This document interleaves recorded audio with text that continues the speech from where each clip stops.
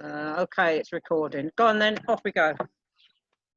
Good afternoon, ladies and gentlemen. My name is Richard Hill. I'm the Vice President of Brexpats in Spain. Welcome to this Zoom meeting for the Murcia area. This week we have two meetings.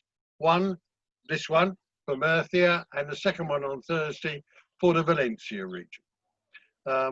Without any further ado, I'll pass you over to Hernandez, the President of Brexpats in Spain, to introduce the panelists, and then it will be passed back to me to take your questions. Please type your questions, I'll see them, and I will ask them for you. Anne, all yours. Thank you. Yeah, as Richard says, I'm Anne Hernandez, President of Brexpats in Spain, which is an association I set up just over 4 years ago now after the referendum. They say time flies when you're enjoying yourself. I'm not sure as if that's true, but never mind.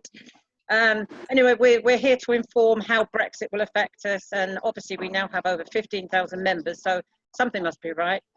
It's quite sad though, because there are still quite a lot of people that are burying their heads in the sand and still think nothing is going to change. All I can say is please don't get caught out, because changes are afoot and it's still not too late to act, as you will be hearing from us today.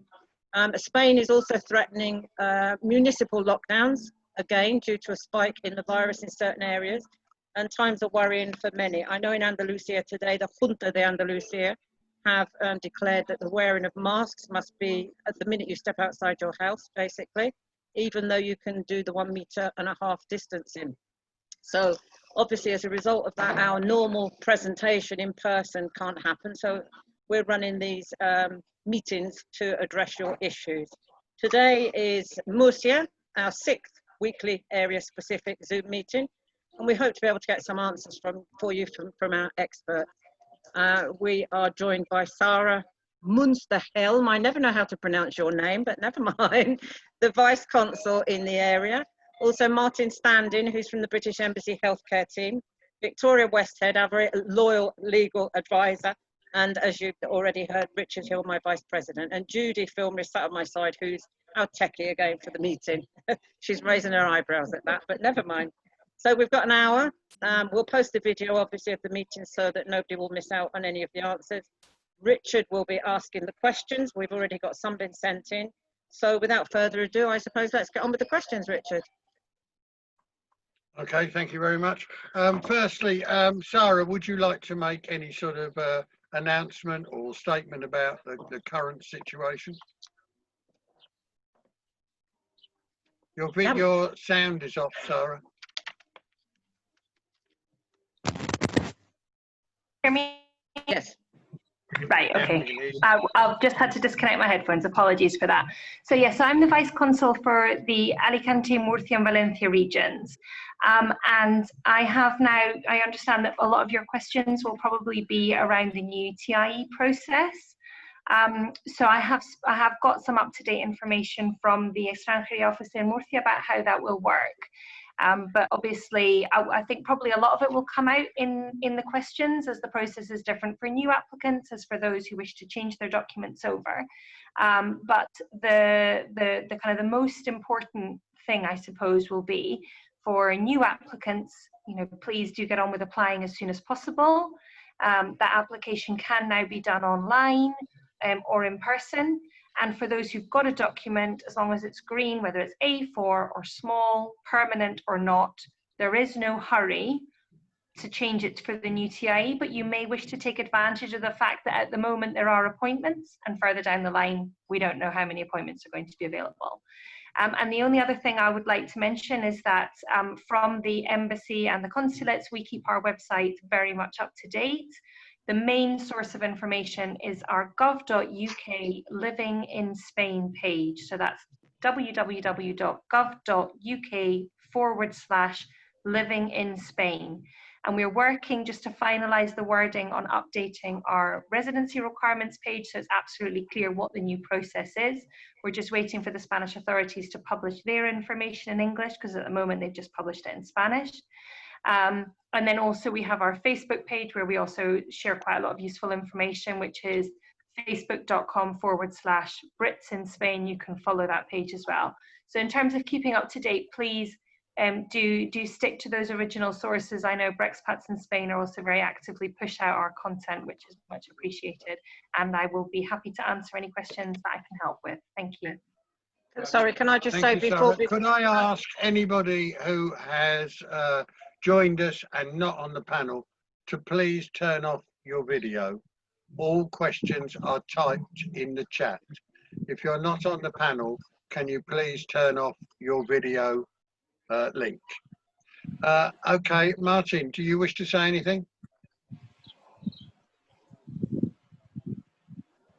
I was on mute. Okay. Not much to add to what Sara said. Obviously, the new residency process is going to be of great interest to people, and it's one of the key messages from the Department of Health as well. To register correctly for healthcare, you have residency in place in Spain, so it's a vital first step. But I can give you any questions on any of the other healthcare questions that you might have. My video, if you could stop for some reason, sorry about that. So any questions on healthcare, the most important thing is to get registered correctly before the end of the transition period if you want to realise your rights under EU exit. And I'm here to answer any questions you might have on that. Thank you, Martyn. Victoria, do you want to say anything or just go straight into the questions? Just to say that I'm familiar with the Malaga area, but obviously now we've got this new system, and we're all on a learning curve as to how it's going to develop, and hopefully the first lot of applicants will be going through the system, and we'll be finding out more as we go along, basically. So just to say that. Okay, thank you very much. Right, you can now type your questions. Please do so. I will see them and ask them for you. And the first one is in from Ashley. Keen to know how Murcia are for first-time residencia applications regarding both finances. I assume that means how much bank savings plus income per month, and proof of address in light of a plan to buy a property. So obviously they haven't got a property yet, and they don't want to tie in to a 12-month rental contract. Can it be a 6-month rental contract? Sara, I think this one's falls into your call. Okay. Right, okay, so the first thing is that the process for new applicants is now being handled by the Foreigners Office, not by the National Police. So ultimately, the Foreigners Office will be looking at the national legislation. I think we will see less differences across regions now that it's being handled by the Foreigners Office. They'll be looking at the national legislation. The national legislation says that you need to have an income the same or above what you would get to get a non-contributive pension in Spain, which is around 450 euros per month. It's a low income threshold. But my understanding is that the importance there is that it's a regular income. If you're looking at a lump sum, then they may ask for more evidence of how you're going to support yourself. My understanding as well is that they would like to see a Padron certificate for new applicants, but you should be able to get on a Padron with a 6-month rental contract. You should not need to have a year-long rental contract to get on the Padron in the Murcia area, depending on where you're going to live. Give me a croissant, please. And I think, for me, my advice would be that as soon as you get here, so the healthcare one will be the same across the board. Martyn gave a bit more detail, but ultimately you will need comprehensive health insurance that is the equivalent of what the Spanish social security system would give you. And if you're an early retiree, then you're going to need to look at the different options and possibly take out private health insurance. Martyn can add more to that if needed. And the only other thing I would say is that the Murcia authorities have actually sent round they've sent round information with all of the different links. We will be putting them on our website about how to apply as a first-time applicant. But you can now get a lawyer or a gestor or a graduado social, which is another kind of gestor, to do this on your behalf. Now that does mean that you may have to pay them, but if you don't wish to go in person, there is an option of getting someone to submit those documents online for you. Or if you wish to go in person with your documents, then you have to book an appointment and go in person, or get someone to go for you. So it's just that you're aware that you do have that option now, which wasn't available before. Okay, thank you very much for that. Martyn, do you wish to add anything? Yeah, you just had my video, by the way, Richard. I don't know if you realise.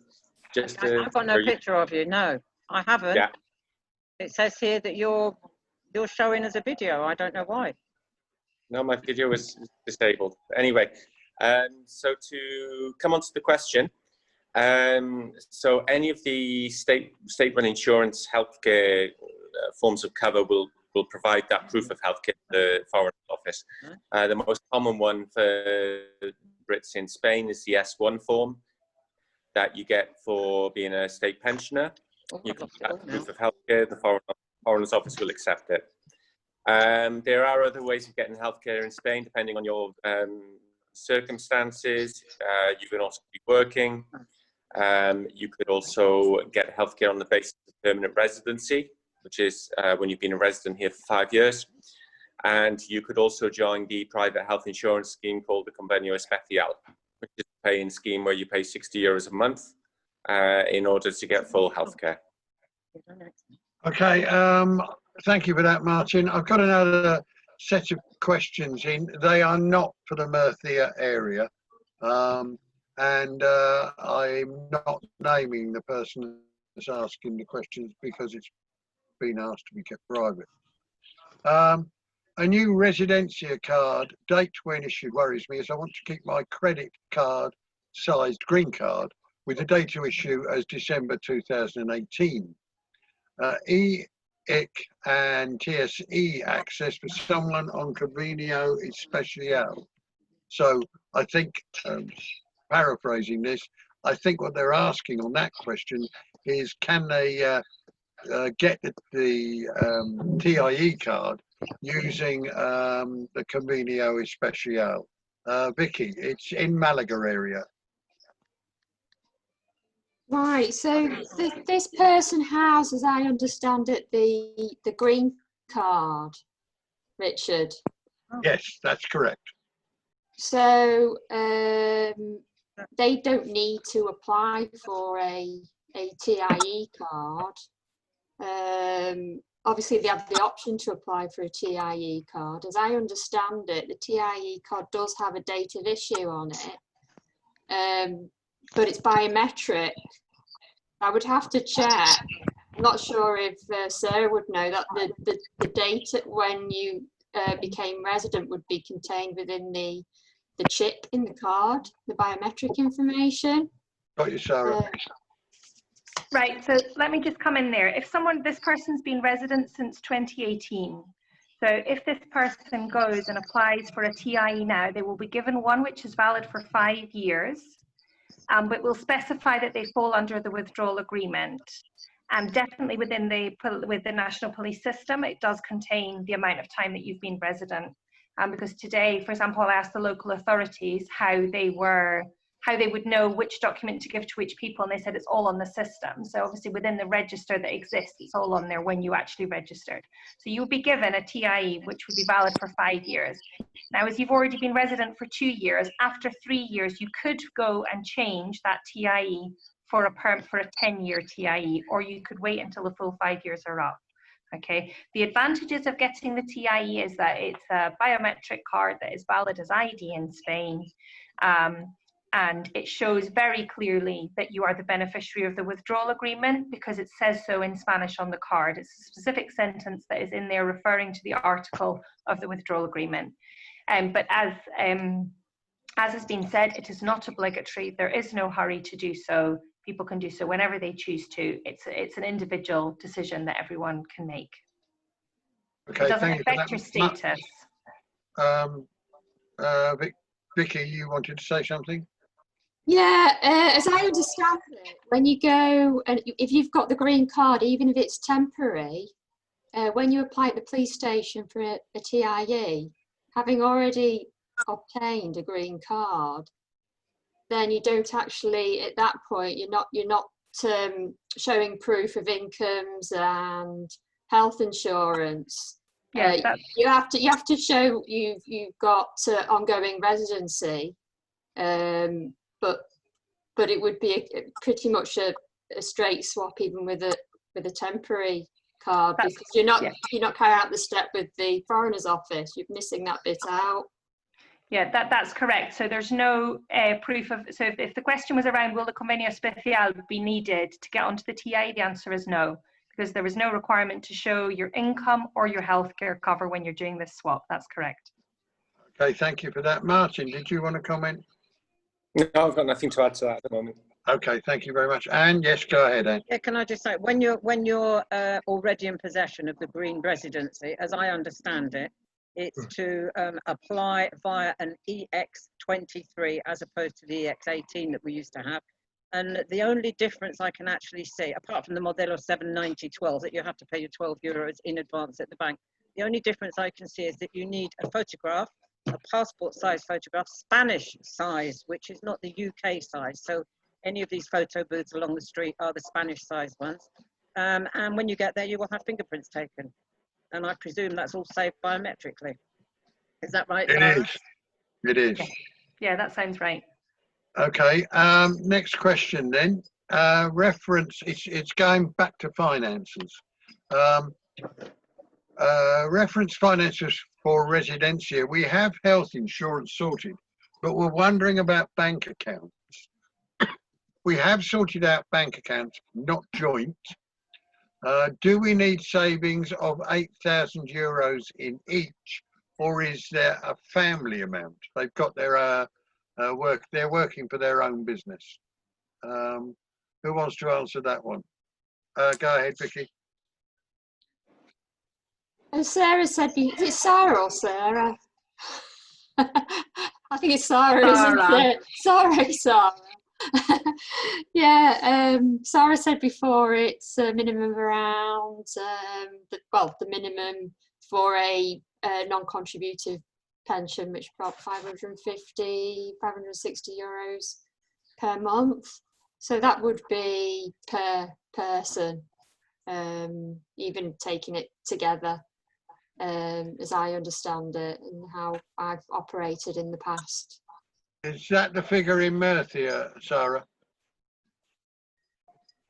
Sorry, just one second there. I think for me, the message is, the thing is that this process is now being done by Extranjería. So they will take them, they will look at all of your papers. I would suggest that people present what they have. I mean, it's not for, I know that, for example, in other areas, for example, when it's been National Police, they said this amount in your bank account and then you're fine. And if it's any less or any different, my understanding is because Extranjería is ultimately the Foreigners Department, they will take a global look at your situation. So I would imagine that if it's a lump sum, it should be an annual to cover that approximate amount on an annual basis. But if someone has a regular income, then that shows more clearly that they're able to support themselves. But no lump, I'm not saying a lump sum is not accepted. But I think it's just important. I think that whatever people present will be looked at, and they will make a decision based on each person's individual circumstances and the documents they present. Okay, thank you. I've got sorry, go ahead, Martyn. Just another point on that. Well, that particular customer said that they were working. If they're working and paying social security contributions, that's going to go a long way, because if they show that they're actually paying into the social security system, I think they're going to have a much more favourable outcome. Thank you, Martyn. Can I just add next question. Can I just add the Junta de Andalucía, or certainly Malaga, have actually issued those financial requirements on an annual basis. They have actually issued figures now. So I must assume that. Yeah, as I understand it, Murcia hasn't yet. No, I understand it, Murcia hasn't yet. No, but as my understanding is that each will follow suit. So we need to watch this space. Can I just ask Sara, is there any chance of knowing how much it's going to be come the 1st of January? When are we likely to hear that? You're referring for people who move to Spain after the end of the transition period? Correct, yes. Do we know what the financial annual requirement will be? So that is the Régimen General, and I don't know it, but any lawyer who works on foreigners matters would be able to tell you. Okay, I mean, so I know. Are we saying, Sara, it's going to be 26,000? So what we are saying is, what the Spanish authorities are saying is that If there is no different agreement, so if there's no different agreement either with the EU or with the UK, what the Spanish authorities will apply to any British national who arrives after the 31st of December of this year will be the Régimen General, which is the main third country national immigration system. And whatever, I do not know off the top of my head what the figures are, but my understanding is that any lawyer who specialises in immigration would know that, and the Foreigners Department would also be able to find that, would be able to give that information if that information is of interest to people. But that is always on the basis that something else is not negotiated. As I'm sure you're all aware, the future relationship is currently being negotiated. So what the Spanish authorities are saying is that if nothing better is negotiated, then that is what will apply. Vicky, you put your hand up. Thank you, Sarah. Yeah, I have dealt with country nationals in the past. What they have to show is 400% of the EPREM. And the EPREM is like related to the minimum amount that an EU national would have to show now, about 5,500 over a year worth of savings. So that would come to around 26,000, but it depends on the what they call the EPREM figure, which can vary over time, but it is around 26,000. And then per dependent, it's another 6,000. That's just off the top of my head. I would have to double check it. But okay, we've got a lot of questions in, so I'm going to have to move this on. I have residence here and I'm working. Will this help with my husband's application? Up until last week, he was working in the UK, but has now retired with a state pension and savings of 6,000. Who wants to pick that one up? Sarah? Yeah. Sure, I can take it. I mean, if this person's husband has retired with a state pension, then they can apply for residency on the basis of getting an S1 form and the income from their state pension. So those two things should be sufficient. I think that a sort of basic UK state pension covers the minimum income requirements. So this person who has residency, should her husband wish to join her after the end of this year, because this person falls under the withdrawal agreement, the husband would still be able to join under the conditions of the withdrawal agreement, because family reunification is still valid as long as the relationship existed before the end of the transition period. But my advice would be, if this person plans to move to Spain, that they just get on with it as soon as possible. Okay, I've got a number of questions from the same person here. If we could give quick answers, because we've got a lot of questions stacked up. Can somebody on Convenio Especial, I think this is for you, Martyn, are they allowed to use the EHIC or TSE? No. Thank you. Okay. Quick answer. That was a very quick answer. Well done. Dealt with that. You'll never make a politician, Martyn. The next question I'll quickly answer. Yeah, everybody, please. The next question I'll quickly answer. Vaccine access for British residents in Spain, how much? There's no vaccine at the moment and we don't know the cost. Simple as that. Well, if they're talking about vaccines in general, they're a part of public health legislation anyway, so they would be free. This is COVID, I think. It would be the same. Any vaccine as part of public health legislation would be free. So it's free, but there isn't one at the moment. So, now, use of UK's NHS, if on Convenio Especial, and back in the UK and needing treatment for COVID. Martyn, again, yours. Well, all COVID on the NHS is free anyway. So that's a national decision. So there's no charge for COVID treatment. In general, it would depend on your circumstances. If you're an early retiree, you wouldn't have automatic access to the NHS when you go back on a holiday and you need to get private travel insurance. Thank you, Martyn. Although all primary care is free anyway on the NHS, regardless of where you come from. Okay. Last question, Vicky, for you, I think. How easy is it to get a social security number in Spain at the moment? Vicky? You hear me okay now? Yeah. I had trouble taking it off mute.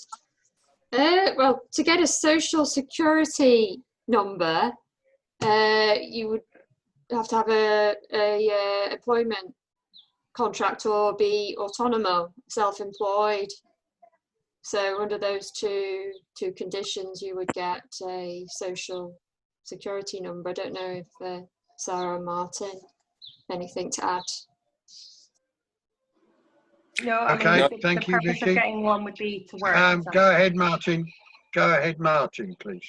I was just going to say what Sara said. I mean, you can get a social security number easily enough, but to activate it and make sure it's properly working, you have to be paying into the system. Brilliant. Thank you, Martyn. Anybody else want to comment? No? No, this is from Matthew. No lump sum savings. Our company is UK based. So we don't at this stage pay into the Spanish social security system. And they were the people who earlier on asked about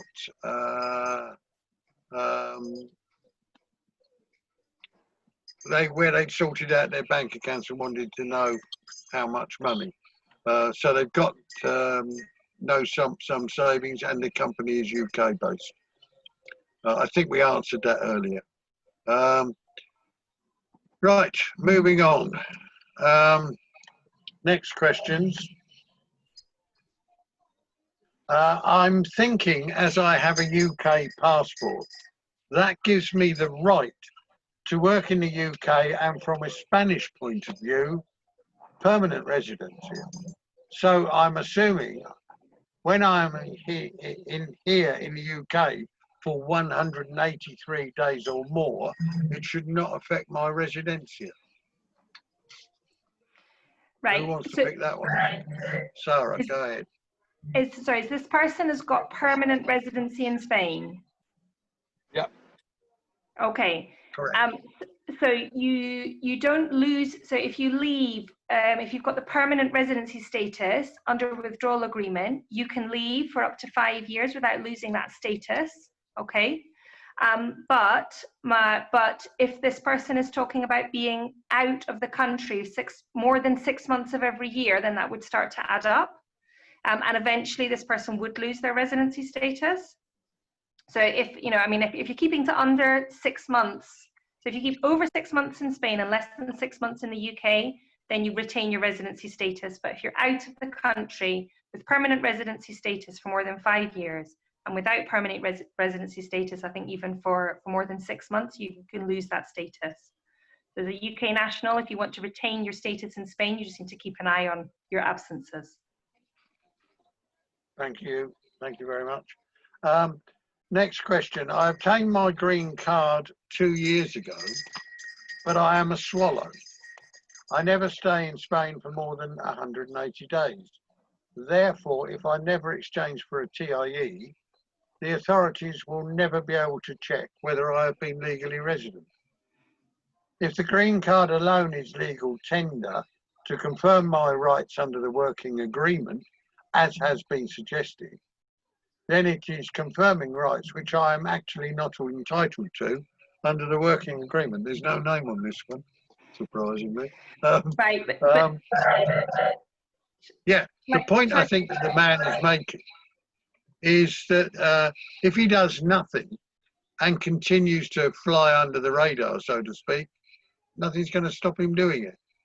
I know the answer, but go ahead, Sara. Sure. No, the issue there obviously is that if those absences are over 6 months in a year, eventually he'll lose his status. As soon as the Spanish authority, bearing in mind that after the end of the transition period, when you come in and out of Spain, that will be tracked. And so if you have absences someone who's only been a resident for 2 years, as those absences are over 6 months, eventually you'll lose your status.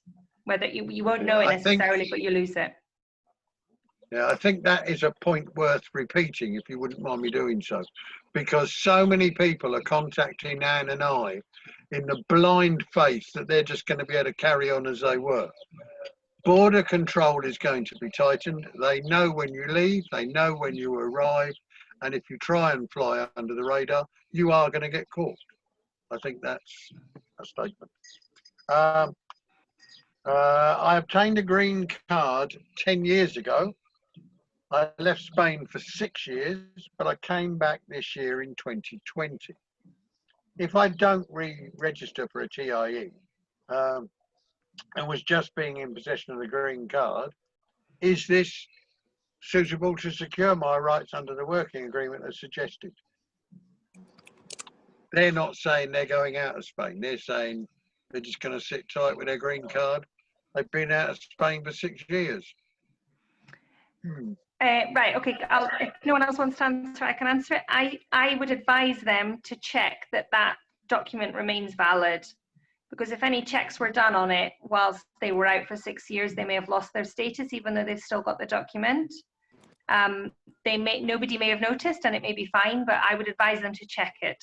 And checking it would be applying for the TI, bearing in mind that obtaining a TI is a straight swap from one to the other. There's no supporting documents being asked for. So it's a fairly straightforward thing. Thank you, Sara. Because if you've been out for 6 months, yeah.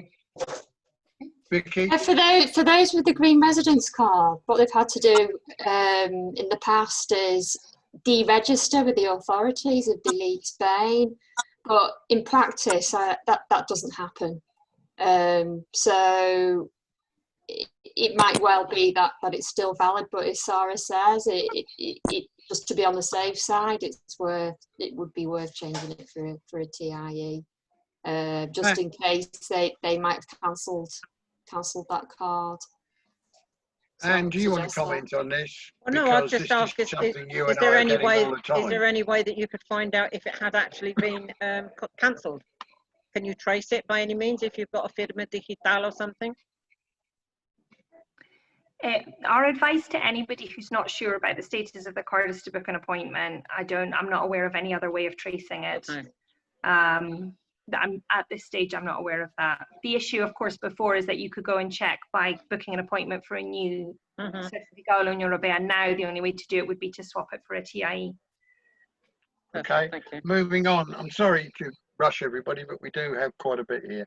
I have a green card and pay private health care, but in 5 years' time, I will be entitled to an S1. Will DWP recognise my Spanish green card as confirmation that I'm entitled to that right as a beneficiary of the WA working agreement? Who wants to pick that up? Oh, deathly hush. Vicky, go ahead. Yeah, does Martyn want to pick it up? Or? Vicky's put her hand up. Just to say, even those with the green card will be beneficiaries of the withdrawal agreement.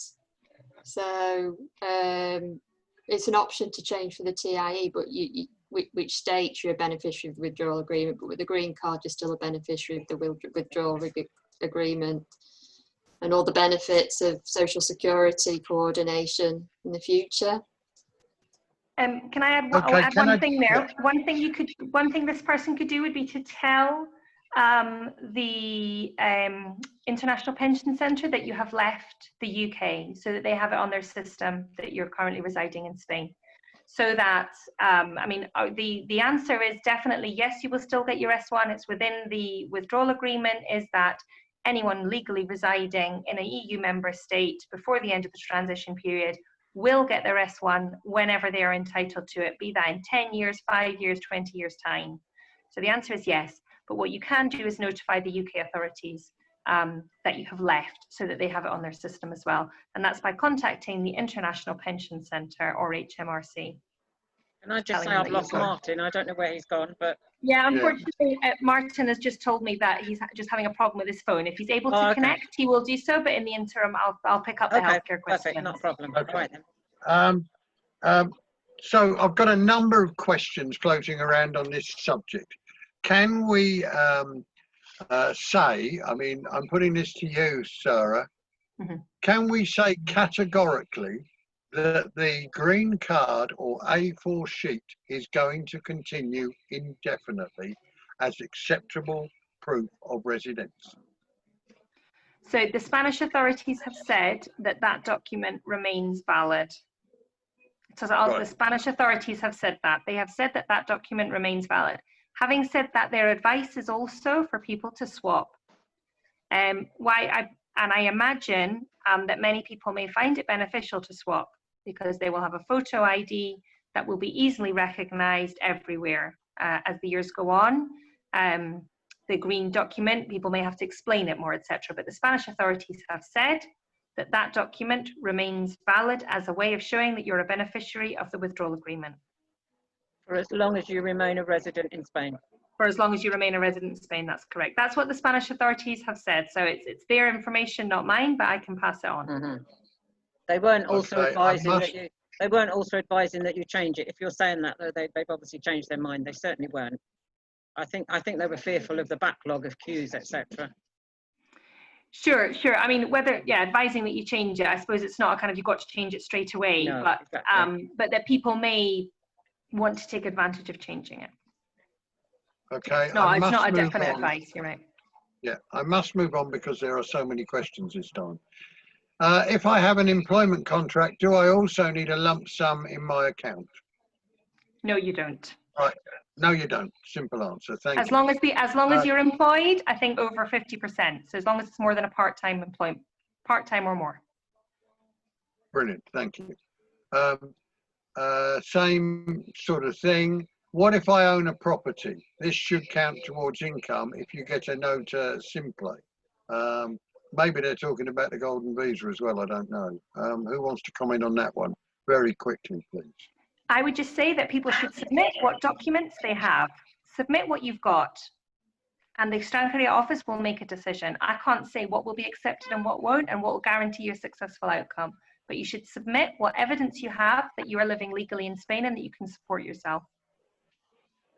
Such as a nota simple on a property. Yeah, go ahead, Anne. If you're getting a nota simple, it has to be a recent one, obviously, because things could have changed in the meantime, and you could have sold, and you're still showing an old one. So a current nota simple. It's very cheap. You can get them from the property register. Okay, thank you, Anne. To Jane, I'll answer your question because it's been covered now multiple times. The green card or the A4 sheet is going to continue, and you get your working agreement rights, even if you don't apply for the TIE. We've covered that now multiple times. What supporting documents do I need to apply for residencia? I have no employment contract here. Also, what happens about my driving license, please? Victoria, go ahead. Yeah, so the initial application, as we said, is through the Foreigners Office, and you can do that online or in person. At the moment for Malaga anyway, there's a number that you can call.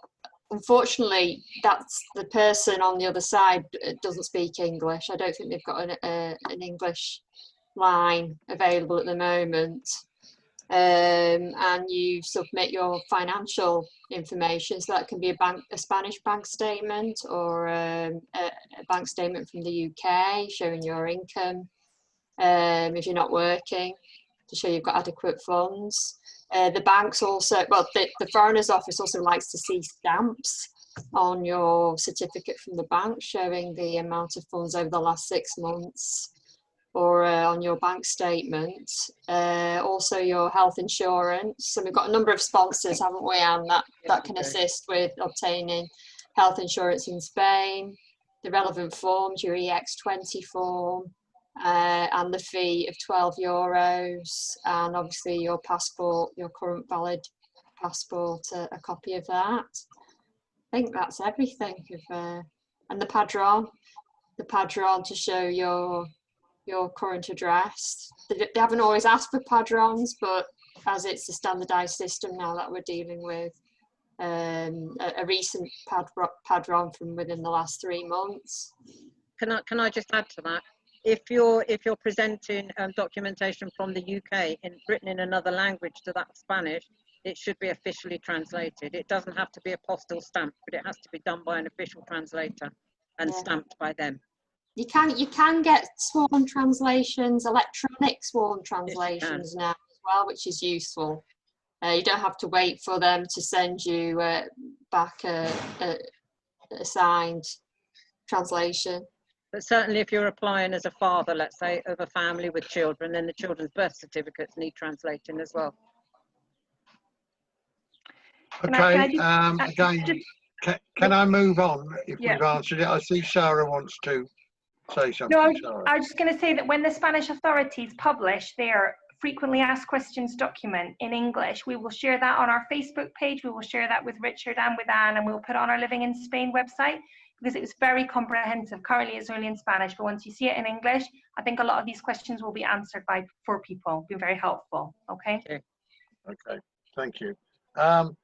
I want to future-proof my rights and want assurance from Spanish authorities that we can exchange our existing green cards or A4 sheet at any point in the future after the 31st of December. Sara, yours. Yeah, I think that is in the FAQs document, the FAQ document that will, as I said, once it's translated into English, should help to clarify that. But I would say that if someone is... Yeah, sorry?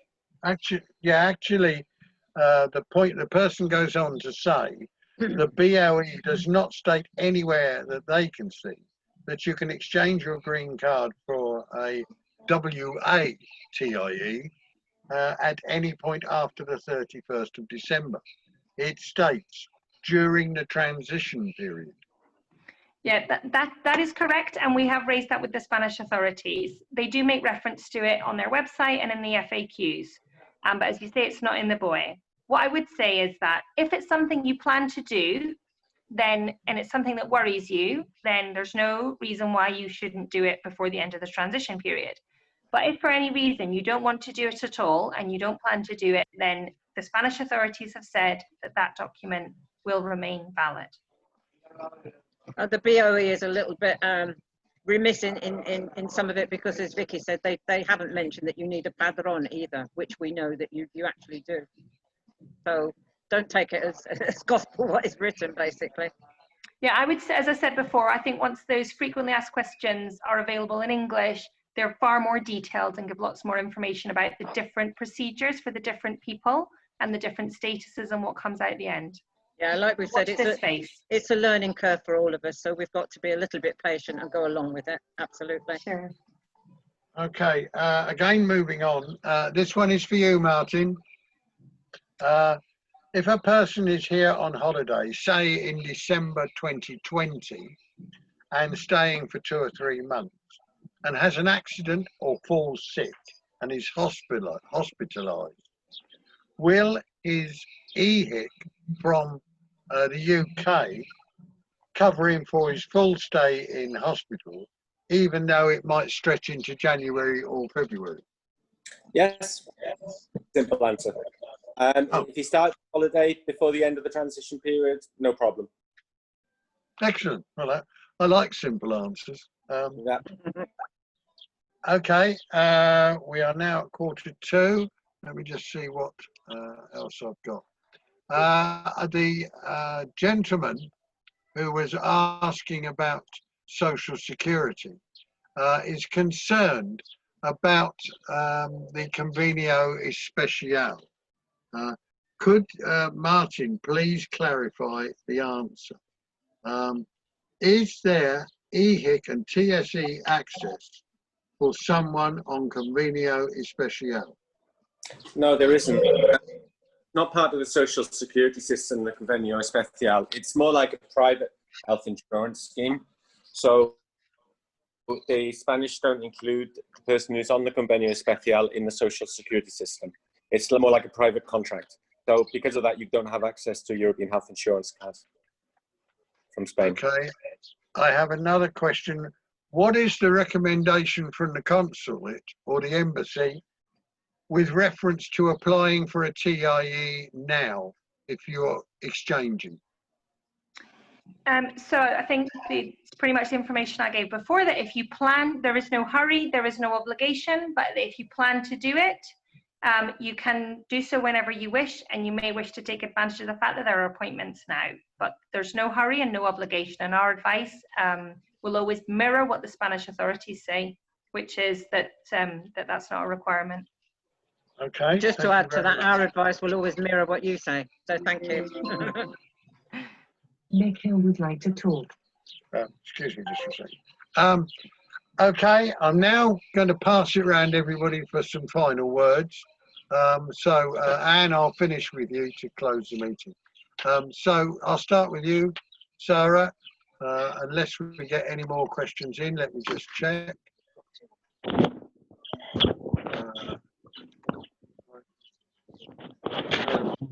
Okay, Martyn, would you like to make some comments? Well, I mean, just very simple. Firstly, thank you again for inviting us. It's a great pleasure to be here as always. I mean, just all of the information that we're giving out today, well, virtually all of the information is on the gov.uk website. You know, so please do get yourselves informed about the different types of health cover that you can get in Spain, especially after now you get in residency. Don't leave it until you're ill. That's always a very important one, please, because it can be bureaucratic. And basically, just get yourselves informed. But if you find that you have more specialised questions, you can always you're always free to email us at healthcare.spain at fco.gov.uk and ask your question, and we'll get back to you as soon as we can. Thank you, Martyn. I've actually got two more questions coming. I intend to come to Spain in August and apply for residence. My problem is that my wife can't come until February 2021. Can I obtain her residency for her, or will she have to apply as a third country person after the Brexit transition period? Sara. So this person can apply for residency in August, and because the relationship existed before the end of the transition period, and this person will fall under the withdrawal agreement, this person retains the right for his wife to join him under current EU rules. So when his wife comes in February, she will be subject to the same rules as he is as he applies. Okay. Again, for you, Sara, I'll let you answer this one. I want an appointment for Alicante. Which option from the drop-down menu list should I select? I have a UK passport and I'm a first-time applicant. Right, okay, so just 1 second while I see exactly what it is called. I did write this down earlier on today. It's called Trámite para la documentación de nacionales del Reino Unido, brackets, Brexit. Okay, that's what it's called. That's the option to select, but you can also do it online. So if you are getting a lawyer, a gestor to help you, consult with whether they could do it online for you and save you the trip. Brilliant, okay. Victoria, over to you. Yeah, thanks, Richard, and thanks for those who attended today.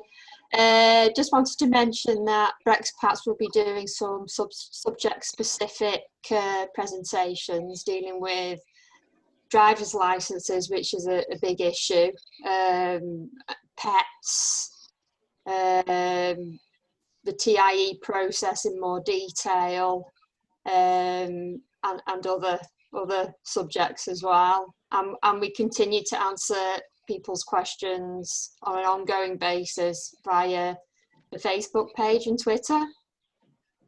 Thanks. Thank you, Vicky. Right, sorry, Sara, would you like to have a few words to end?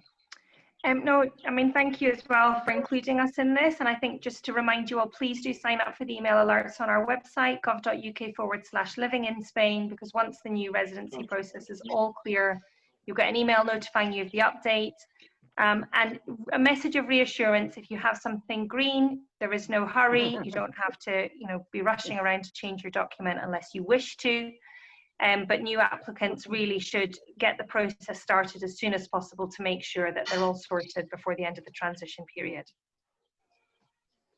Thank you, Sarah. From me, thank you very much for attending. I hope we've managed to answer your questions. It was nice to see so many people on and see so many questions. Well, I say it's nice. It probably isn't at this stage of the game. It probably should be more answers than questions, but that's the state of play, I'm afraid. Now, this time, strangely, there are 2 meetings from Brexpats in Spain this week. The next one is on Thursday at 6 o'clock. It's another Zoom meeting. It's being advertised on all the groups and on our Brexpats in Spain page, and it is for the Valencia region. And I'm delighted to say that Sara and Martyn will be joining us for that one as well. Unfortunately, Anne is otherwise employed on that day, so can't make it, as I understand it. Anne, over to you. Thank you again, everybody. And for those who might wish to join us on Thursday, we look forward to seeing you. Anne? Yeah, thank you, everybody. Thanks to the panel, our experts. As always, we rely upon you for your expertise and knowledge. Thank you, everybody, for joining. Those from Murcia, I hope we've answered some of your queries. If not, obviously, we've got our 5 Facebook groups, we've got a website, or you can email or message me or anything. And we constantly work in collaboration with our experts, the consulates, the local councils. So we're here to answer your questions, if possible. If not, we, as Martyn knows, because I forwarded one to him today, we're there to forward them to you and to get answers. We've also got a very active Twitter account at the moment, which is quite nice. Next Monday, the 20th, local time 6 p.m, we should be doing another live Zoom meeting. And I'm not too sure if it will be area specific. I think it's rather likely to be healthcare and insurance, but I'm not sure that we'll be doing it live, to be truthful. Thinking about it, it might just be recorded in advance. So if you've got any questions, obviously get them to us and don't forget to join. You'll be able to find info on the Facebook groups, as I've just mentioned, and of all of our other planned subject specific meetings that Vicky has already mentioned, which are just 10 or 15 minutes each with 1 or 2 of our professionals. As always, we try to dispel rumours and answer points raised with facts. To be truthful, lately I seem to be spending my life debunking the scaremongering and false information. But there we go, at least we might be getting through to people. In the meantime, huge thanks again to our very knowledgeable panel, some of whom will be joining us at future meetings as well. So thank you. Thank you. Bye. Thank you, everybody, and goodbye. I'll leave Anne to close the meeting, or Judy. Stop the recording.